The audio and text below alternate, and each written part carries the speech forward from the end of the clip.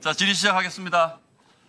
자, 후보자님, 지금 굉장히 좀 어깨가 무거우시죠? 예, 그렇습니다. 지금 굉장히 중요한 시기에 이제 장관 후보자가 되셔서 돌아보면, 대한민국 법무부 장관이 사실은 예전에는 그렇게, 명사가 아니었는데, 혹시 저는 언론계에서 쭉 부침을 봐왔는데 언제부터 이렇게 법무부 장관이 주목 대상이 됐다고 혹시 생각하시는 게 있습니까?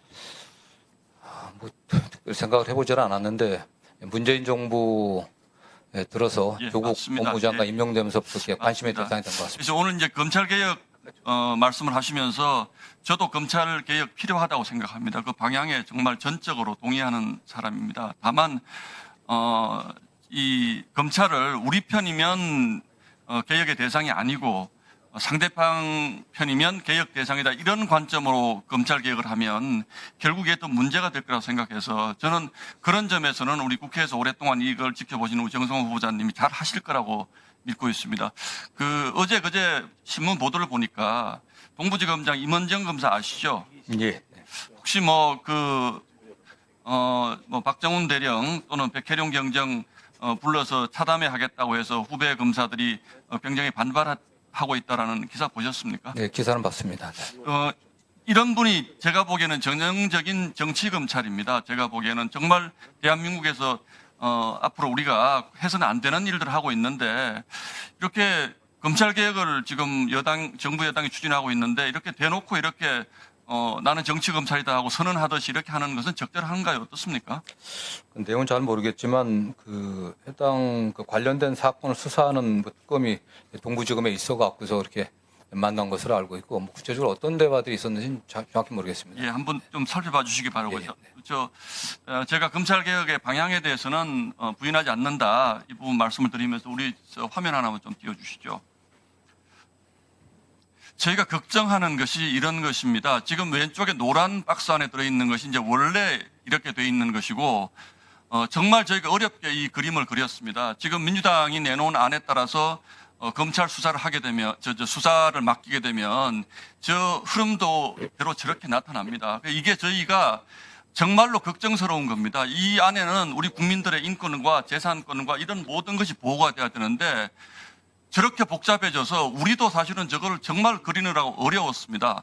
그래서 지금까지 검찰이 잘했다는 것이 아니라 검찰 개혁을 하기 위해서 저렇게 복잡하게 만들어 놓으면 어떤 문제가 생기느냐. 제가 그저께 법무부 차관에게 자료 요청을 해서 자료를 받았습니다. 1차 검수완박, 그러니까 검경수사권 조정 이후에 어떤 문제가 생겼냐. 굉장히 복잡한 내용이 많습니다만 결론적으로 법무부 보고를 보면 사건 처리 절차가 매우 복잡해져서 검경수사권 조정 이전에는 경찰의 3개월 초과한 건수가 20% 후반대였는데 그 다음부터는 최고 60%까지 3개월 이상 수사 진행된 경우가 늘었다. 자, 두 번째, 검경수사권 조정으로 정권금융범죄 합동수사부가 있었는데 합수단 폐지 전에는 월 평균 기소 인원이 20명이었는데 합수단 폐지 기간 2년입니다. 2년씩 잘라 있습니다. 6.2명으로 줍니다. 그리고 윤석열 정부 출범하고 학수단을 복원을 했더니 다시 18.1명으로 늘고 추징 보전액이 2조 551억 원, 거의 5배 가까이 늘어납니다. 혹시 지금 서울중앙지검이나 법원 앞에 혹시 가보셨습니까, 최근에?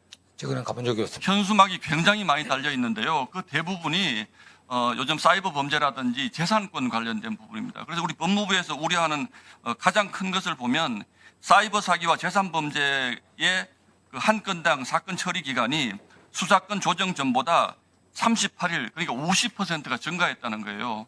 근데 이 재산 범죄라는 것은 우리 서민들의 피와 땀과 눈물이 서려 있는 것 아닙니까? 저희가 검찰이 아무리 미워도 이 사건을 이렇게 처리를 지연하게, 데이터가 그렇게 나와 있습니다.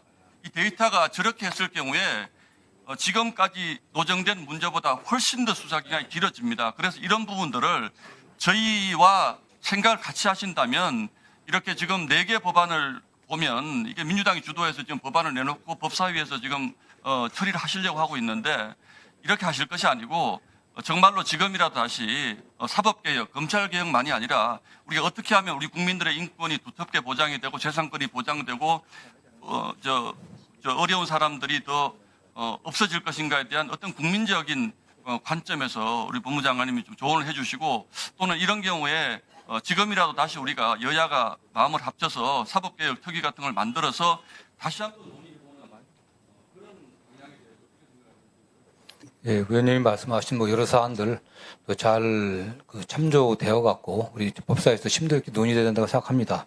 말씀하신 것 부분에서 최종적으로 수사의 책임을 누가 져야 되는지, 또 사건 처리 지연의 문제, 또 최종적으로 수사가 피해자, 또 고소인, 고발인, 또 이분들을 보호해야 됩니다. 국민의 인권 보호라는 것이 다른 것도 아니라 범죄로부터 피해를 안 당할 권리, 또 범죄 피해로부터 복구되어야 하는 그런 권리도 있기 때문에 그런 점들이 잘 참조되어 갖고 제대로 된 검찰 개혁이 이루어지도록 저희 최선을 다하겠습니다. 네.